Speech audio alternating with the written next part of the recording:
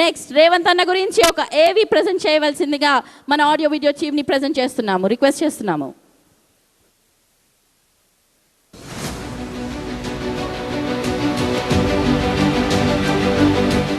చుట్టూ చిమ్మ చీకట్లు, చేతిలో దీపం లేదు, వెళ్లాల్సిందేమో దూరం, దారంతా గోతులు. అయినా ఆయన ధైర్యమే ఓ మహాద్భుత కవచంగా పనిచేసింది.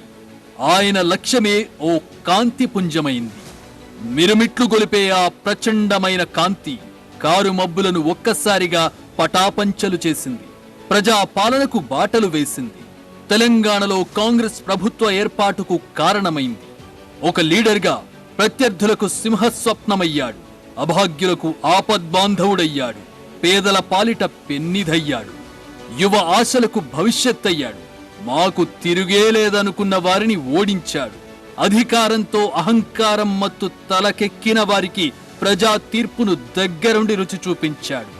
అందరివాడిగా జనం మనసుల్లో స్థానం సంపాదించుకున్న సీఎం రేవంత్ ముందు ఇప్పుడు మరిన్ని లక్ష్యాలొచ్చి చేరాయి.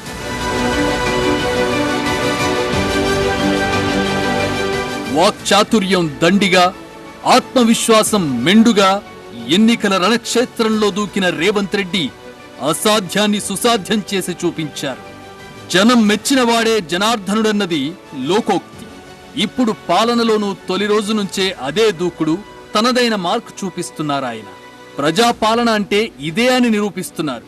రేవంత్ ప్లానింగ్, పర్ఫెక్షన్, ఎగ్జిక్యూషన్తో ఎలా గెలిచి చూపించారో ఇప్పుడు పాలనలోనూ అదే తరహా కమిట్మెంట్తో వెళుతున్నారు. వనరులు, వసతులు కాదు, ఎవరి విజయానికైనా ఆలోచన విధానమే మూలం. అదే రేవంత్ను విజయబాటలో నడిపించింది. ఇప్పుడు తెలంగాణ అభివృద్ధి విషయంలోనూ స్పష్టం రేవంత్ దగ్గర ఉన్నాయి. పగ్గాలు చేపట్టిన తొలి ఏడాదిలోనే తనదైన మార్కు చూపించబోతున్నారు. తెలంగాణ సీఎంగా పగ్గాలు చేపట్టడంతో పని ముగియలేదు. అసలు వర్క్ ఇప్పుడే మొదలైంది. ఎవరికీ రాని అవకాశం, రాజకీయాల్లో దశాబ్దాల తరబడి ఎదురు చూసినా దక్కని అరుదైన ఛాన్స్ రేవంత్కు వచ్చింది. అది కూడా రాజకీయ వారసత్వంతో రాలేదు.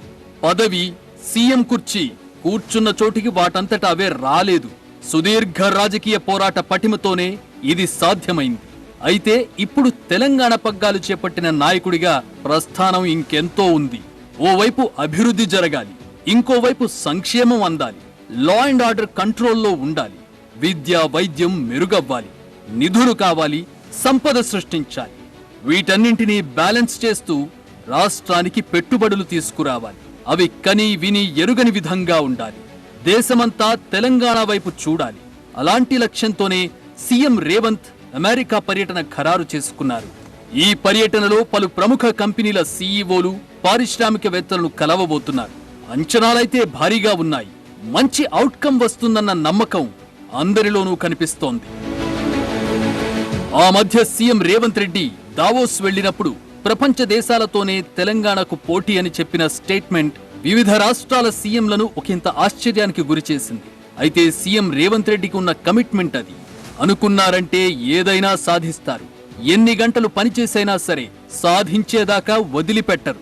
పెట్టుబడులను ఆకర్షించడం ఎలాగో తెలుసు, పెద్ద కంపెనీలను ఎలా రప్పించాలో తెలుసు, అందుకు తగ్గ వాతావరణంలో రాష్ట్రాన్ని ఉంచడమూ తెలుసు. అవన్నీ అమెరికా పర్యటనలో అమలు చేయబోతున్నారు. ఇన్వెస్ట్మెంట్ డీల్స్ తో రాష్ట్రానికి వచ్చే నెల గుడ్ న్యూస్ ఉండడం ఖాయమే అన్న నమ్మకం అందరిలోనూ కనిపిస్తోంది. ఒక రాష్ట్రం అద్భుత ప్రగతి సాధించాలన్నా, దేశంలోని నెంబర్ 1 కావాలన్నా రాత్రికి రాత్రి వ్యూహాలతో సాధ్యమయ్యే పని కాదు. స్వల్ప, దీర్ఘకాలిక లక్ష్యాలతోనే ఇది సాధ్యం. అయితే టైం కోసం వేచి చూడకుండా దూకుడు పెంచడమే అసలైన పాయింట్. ఒక దశలో ఇక మన పనైపోయిందనుకుని బోసిపోయి కనిపించిన గాంధీ భవన్లో సందడి నింపారు. ఇక కళ రాదేమో అనుకున్న సందర్భంలో కథే మార్చేశారు రేవంత్ రెడ్డి. విజయానికి ఎన్ని మెట్లు అవసరమో అన్నీ లెక్కేశారు. కోడితే కుంభస్థలాన్నే కొట్టాలనుకున్నారు. పట్టిన పట్టు విడవకుండా అనుకున్నది సాధించారు. కేసీఆర్ వ్యతిరేకులను ఒక్కతాటిపైకి తెచ్చి విజయం సాధించేందుకు ఒక మెట్టు కాదు 10 మెట్లు కిందకు దిగొచ్చిన రేవంత్ రెడ్డి ఇప్పుడు రాష్ట్ర ప్రయోజనాల కోసం 100 మెట్లెక్కేందుకు ప్రయత్నిస్తున్నారు. మూసీని థేమ్స్ లా అభివృద్ధి చేసే విషయంలో అయినా, ఔటర్ రింగ్ రోడ్లోని ఆస్తుల పరిరక్షణకు హైడ్రాను తీసుకొచ్చిన, మెట్రో రైలును కొత్త రూట్లోకి తిప్పిన అన్నీ అందులో భాగమే. రేవంత్ రెడ్డి 2 దశాబ్దాల ఒక పొలిటికల్ పాఠమే.